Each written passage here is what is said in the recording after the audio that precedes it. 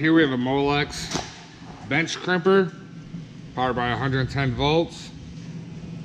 Your on-off switch.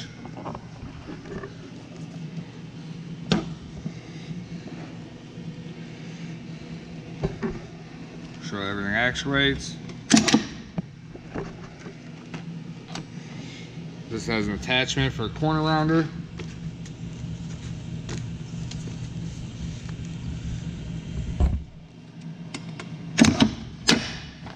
It's actuated using the foot pedal.